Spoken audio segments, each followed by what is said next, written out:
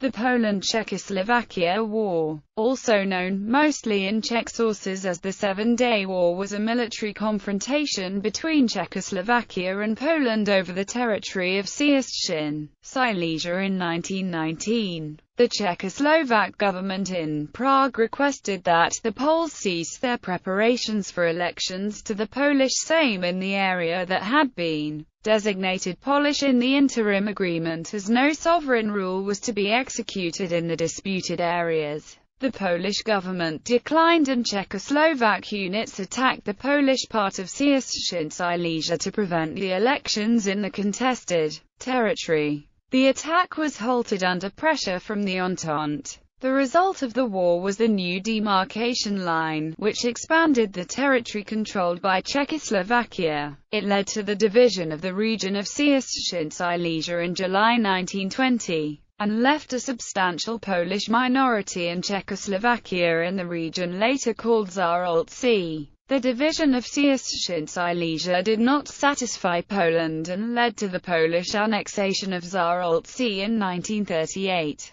Background: during the final months of World War I, Polish and Czechoslovak diplomats met to hammer out a common border between the two new countries. By the time the armistice was declared, most of the border was worked out except for three small politically sensitive areas in Upper Silesia and Upper Hungary, which were claimed by both countries. Cieszyn Silesia, or the Duchy of Cieszyn, was a small area in southeastern Silesia. The last Austrian census of 1910 of the respondents showed that it was predominantly Polish-speaking in 3 districts and mainly Czech-speaking in the 4th district of Frederick. The city of Cieszyn itself was mainly German-speaking. Part of the population claimed a distinct Silesian identity. The chief importance of Cieszyn Silesia was the rich coal basin around Karviná and the valuable Košice-Bohumín railway line, which linked the Czech lands with Slovakia. Furthermore, in northwestern Cieszyn Silesia, the railroad junction of Bohumín served as a crossroad for international transport and communications. On 5 November 1918, the Polish National Council and the Czechoslovak Committee concluded an agreement on the demarcation line for administrative and military purposes,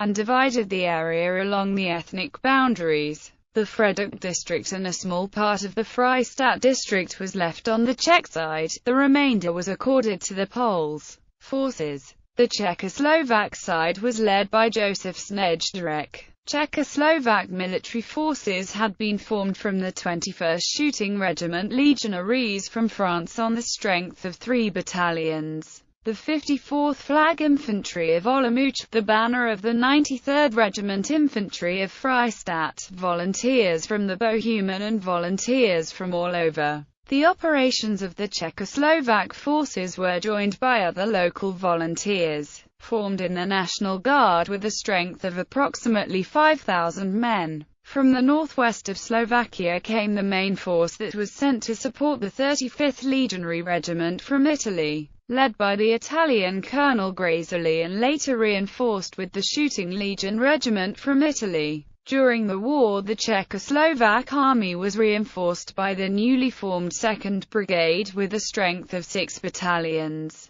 with the support of 2 artillery batteries, and 1 cavalry squadron. The Czechoslovak Army was further strengthened by a regiment of infantry from Prague, the 3rd Battalion Regiment of Infantry, the 93rd Battalion Regiment, and 5 battalions of volunteers. Polish forces under the command of Franciszek Latanek were weaker than the Czechoslovak forces. At the end of World War I, Poland was fighting in border disputes with all its neighbors, and during the war with Czechoslovakia the main force was committed to the fighting in eastern Galicia with the Ukrainians. The Polish army had a strength of 5 battalions, with the aid of 4 riding crews and artillery batteries. The guns also had approximately 550 members of the gendarmerie and around 6,500 local Polish volunteers. Polish forces were reinforced during the war Battle. On 23 January 1919 at 1100 in Cieszyn Silesia, Polish commander Franciszek Latanek and Czechoslovak officer Joseph Snejdarek met with a group of officers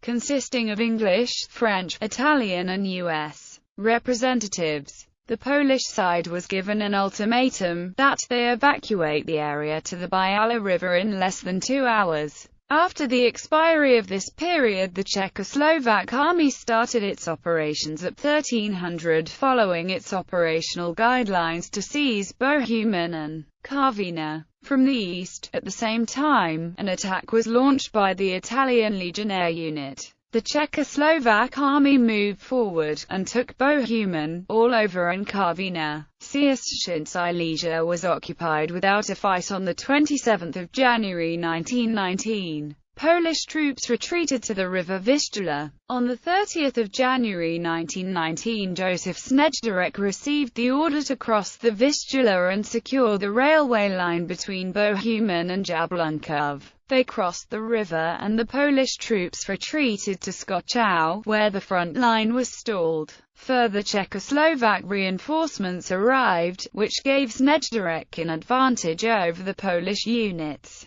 The Czechoslovak Army prepared for an attack on Skoczów on the assumption that there had been a collapse of the Polish defences. On 31 January 1919, because of the pressure from the Triple Entente representatives, the attack on Skoczów was cancelled, and the Czechoslovak Army ceased fighting. The Czechoslovak Army withdrew to the new Green Line, established by the International Commission Agreement on the basis of the Czechoslovak-Polish Treaty, concluded on 3 February 1919 in Paris. Conclusion. The disputed territory was placed under international control. The final division of Cieszyn Silesia came in July 1920 as a result of the Spa Conference. In conclusion, the railway line connecting the Czech lands with Slovakia and the territory to the south of it were assigned to Czechoslovakia, while the territory north of the railway line was assigned to Poland. In precise terms, Poland was assigned 1/3 of the population, less than half of the territory, and the town of Cieszyn. Czechoslovakia received the districts of Freistadt and Frederick, most of the area of the district of Cieszyn, the railway station of Cieszyn,